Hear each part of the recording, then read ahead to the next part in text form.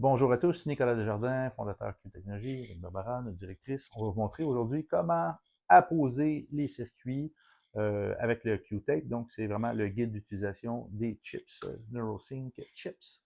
Donc, première des choses, on a différents circuits ici.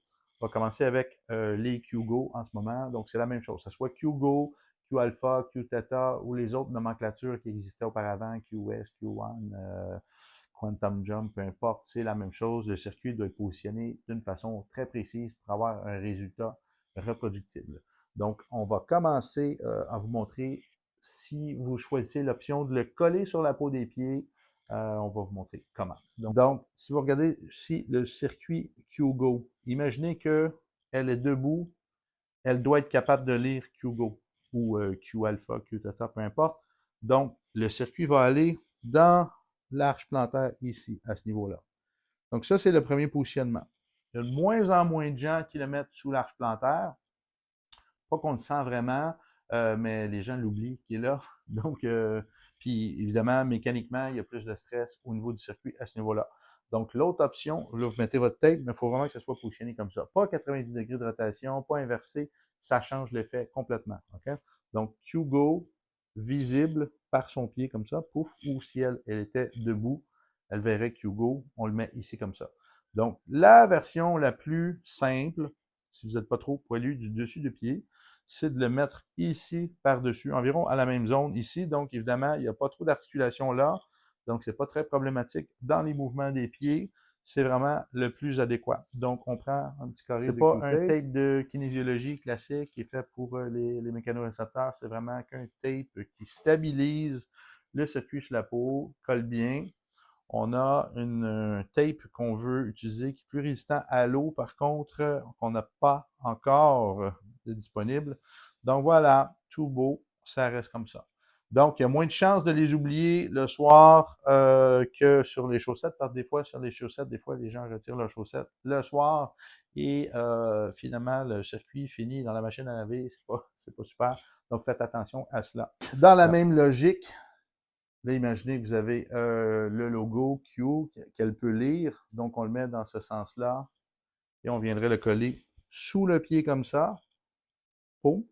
Ou sinon, QGO ici, peu importe, comme je l'ai dit, Q alpha, theta. Et on le colle ici comme ça. Il faut toujours qu'elle soit capable de lire le circuit. Donc, voilà. Simple comme ça. Ça, c'est génial. Moi c'est ma méthode préférée, Barbara aussi, je crois, parce qu'on peut changer de chaussure dans la journée, mettre des bottes, peu importe, et conserver la même chaussette. Donc, le soir, c'est juste se rappeler quand on les retire, évidemment, retirez votre truc, mettez-le sur votre table de chevet, peu importe, un endroit que vous allez retrouver. Puis comme ça, le lendemain matin, vous changez de chaussette, comme tout le monde, j'imagine, puis le recoller ensuite. Les circuits Omega, donc, on ne les met pas sous les pieds à cause du positionnement ici de la languette, c'est trop fragile. Donc, on va se concentrer sur les mettre au-dessus. Donc, les nouveaux modèles, la languette, faut aller du côté opposé à la languette, en fait. La languette va être en dessous. Les nouveaux logos vont être imprimés à l'envers, en fait, comme ça. Donc, ici, on peut bouger le pied sans que ça brise le circuit. Si on le met, par contre, en dessous avec la flexion plantaire, il y a un risque. Donc, voilà, c'est pour ça le positionnement. Ouais, ou sinon, vous pouvez le coller, évidemment, comme habituellement dans la chaussure. Ça, c'est très safe. Un autre gros avantage qu'on a en étant sur les chaussettes, c'est que certaines personnes ont la peau un peu plus irritée facilement avec du tape à force de le mettre tous les jours, ou comme je vous dis, les gens avec du poil beaucoup sur les pieds, donc ça peut arriver. C'est une bonne solution de le mettre comme cela.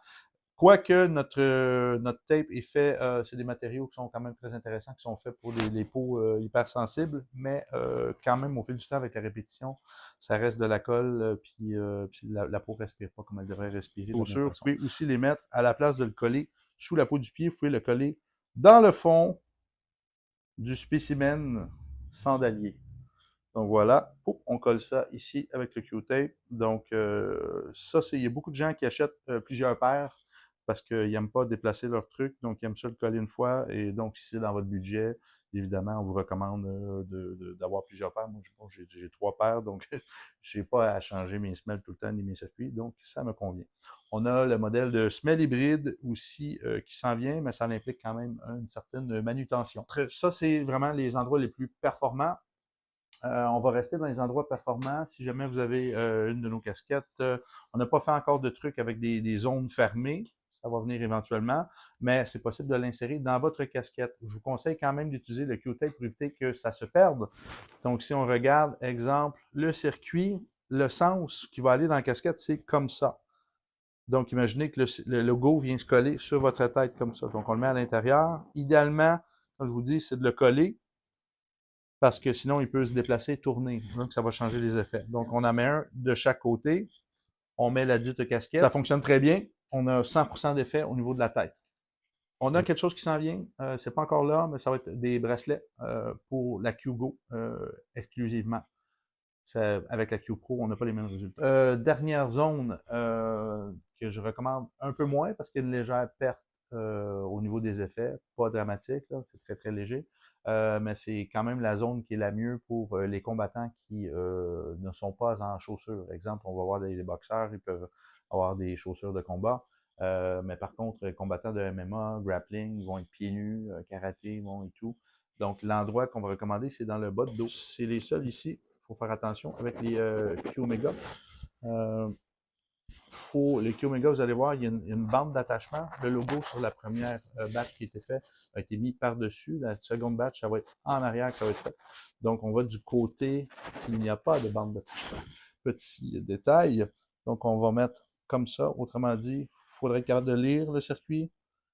Ça va être comme ça. Prochaine fois, les logos vont être en arrière ici. Donc, on vient coller exactement dans cette zone-là.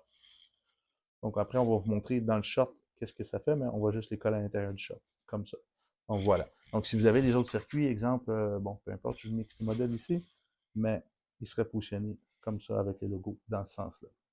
Imagine, voilà. C'est un short de MMA, de Muay Thai, peu importe. Qu'est-ce qu'on peut faire? C'est le positionnement, ça va être comme dans le bas de dos, c'est-à-dire on veut être capable que la personne qui lui pose les circuits puisse lire lui-même. Donc, on prend la même chose et on va le coller comme ça dans le dos du short. Donc, voilà.